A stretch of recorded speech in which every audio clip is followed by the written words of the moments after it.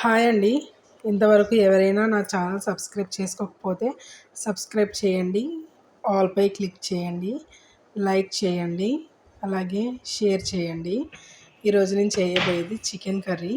దానికోసం ముందుగా కడాయి పెట్టుకొని దాంట్లో ఒక 3 టేబుల్ స్పూన్ ఆయిల్ వేసి, హాఫ్ టీ స్పూన్ ఆవాలు, హాఫ్ టీ స్పూన్ జీలకర్ర వేసి, కట్ చేసి పెట్టుకున్న పచ్చిమిర్చి, ఆనియన్ వేసి మంచిగా ఫ్రై అయిన తర్వాత 2 టైమ్స్ వాష్ చేసి పెట్టుకున్న చికెన్ అందులో వేసి ఒక 5 మినిట్స్ హై ఫ్లేమ్లో ఉంచిన తర్వాత దాంట్లోకి 2 టేబుల్ స్పూన్ల అల్లం వెల్లుల్లి పేస్ట్, 1 టేబుల్ స్పూన్ సాల్ట్ వేసి మంచిగా ఒకసారి మిక్స్ చేసిన తర్వాత ఒక 10 మినిట్స్ హై ఫ్లేమ్లోనే ఉంచండి.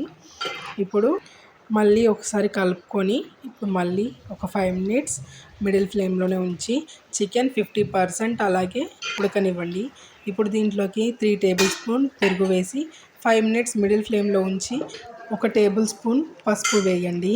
ఒకసారి మంచిగా కలిపి ఒక 5 మినిట్స్ మిడిల్ ఫ్లేమ్లోనే ఉంచండి.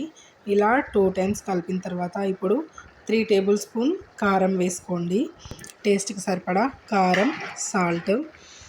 ఇప్పుడు ఒక 5 మినిట్స్ అలాగే మిడిల్ ఫ్లేమ్లో ఉంచండి. మీకు ఇలానే ఫ్రైలా ఉండాలంటే దీంట్లో గరం మసాలా, కొద్దిగా లవంగాల పౌడర్, కొద్దిగా కొత్తిమీర వేసి దింపేసుకోవచ్చు ఒక 5 మినిట్స్ ఉంచి. కాకపోతే నాకైతే కొంచెం గ్రేవీ కావాలనుకుంటున్నాను నేను. అందుకే కొద్దిగా వాటర్ వేసుకొని అందులోనే కొద్దిగా గరం మసాలా, కొద్దిగా లవంగాల పౌడర్ వేసి అట్లా ఒక 5 మినిట్స్ మిడిల్ ఫ్లేమ్లో ఉంచుతా. ఆ గ్రేవీ కొద్దిగా థిక్నెస్ వచ్చే వరకు ఉంచుకుంటున్నాం. మీకు ఫ్రైలా కావాలనుకుంటే మీరు కారం వేసిన ఎమ్మటే గరం మసాలా, కొత్తిమీర వేసి దింపేసుకోవచ్చు. చికెన్ ఎప్పుడు ఒకేలా చేసుకొని బోర్ కొడుతుంది అనుకునే వాళ్ళు ఒకసారి ఇలా ట్రై చేయండి. చాలా టేస్టీగా ఉంటుంది. అలాగే నా ఛానల్ సబ్స్క్రైబ్ చేసుకోండి.